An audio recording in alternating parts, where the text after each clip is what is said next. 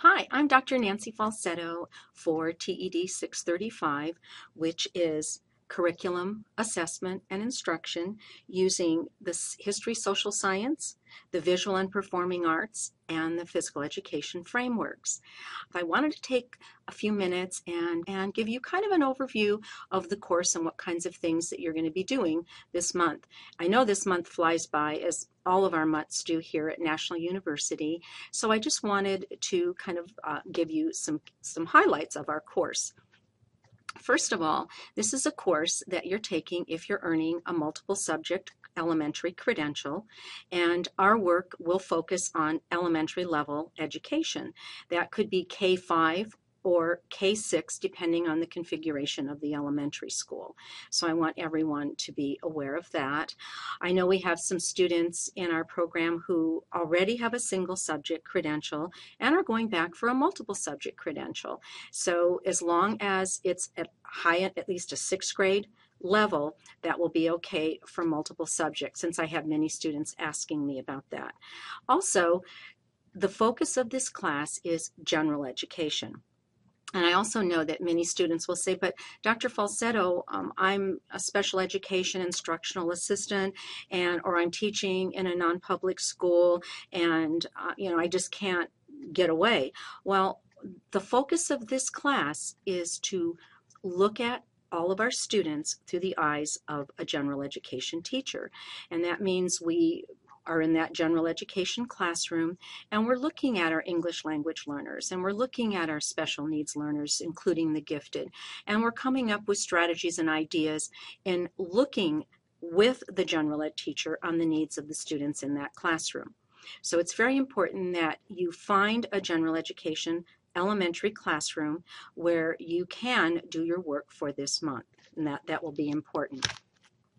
And the other thing I wanted to stress to you is that in this is a methods course or methodologies course, and this is the part of the program where you're out in the schools and you're actually teaching or co-teaching a lesson, because now you're putting all the theory that you've been learning in your foundations courses, you're putting it to work for this multiple subjects methods course.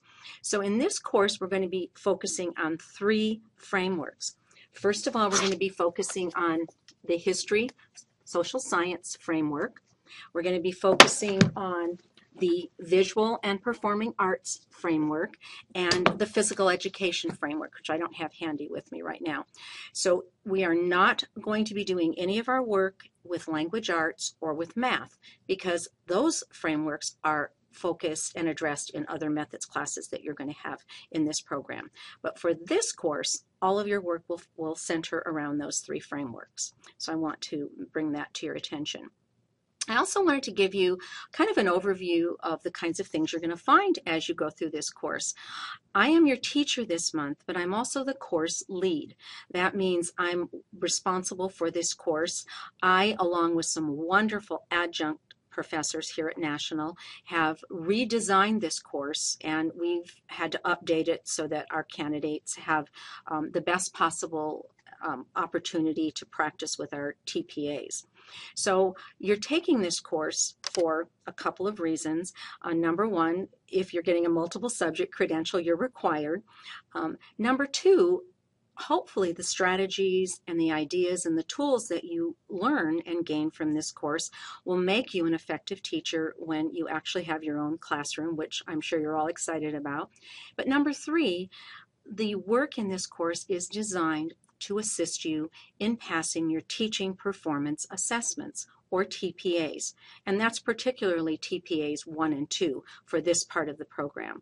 So throughout this course, I will be working with you, and I will actually be doing some Class Life Pro sessions, and one of those sessions will be particularly on the TPAs, so hopefully you'll be able to join me, and you'll learn more about that as the course begins.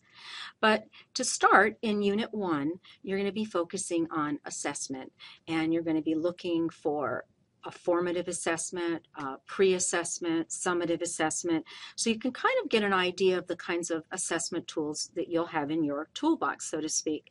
Then in Unit 2, you're going to be looking at the unique needs of students and student characteristics of your learners.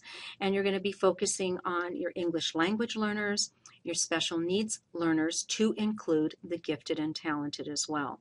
So then you're going to come up with some strategies. So now you have some assessments and some strategies in Unit 2. And for Unit 3, you're going to be actually designing a lesson plan using the National University lesson plan format, and you're going to be going into a classroom to either teach or co-teach with the teacher of record in that classroom, depending on how it works out for you. So the minute you see this video with me, that means you're in the beginning of our course, and you need to start looking ahead, because that'll be in our 3rd week of a school and a teacher where you can actually go in and work with that teacher.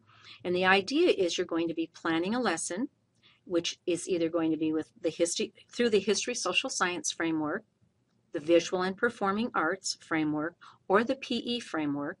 You'll teach the lesson or co-teach with the teacher of record, as I said, and then that teacher of record will sit down with you after the lesson and give you feedback on how you've done. So it gives you an opportunity to put the tools to use that you've been working with in Unit 1 and 2. And then our culminating event, which is Unit 4, is that you're going to be putting a 5-day unit together, a thematic unit, if you will. And that isn't 5 lesson plans, that's 5 days worth of using and incorporating all 3 frameworks together. And you might be thinking, well, how am I going to do that? Those are 3 different frameworks. It's amazing the creativity that you can come up with. And of course, I'll be working right along with you and giving you ideas and sharing samples with you, so you won't be just in the dark. But it is a wonderful opportunity for you to be creative, step out of that comfort zone, and put together some really wonderful ideas. And you're going to be developing a rubric as your assessment tool. So I think throughout this course, I think you'll really gain some valuable teaching tools.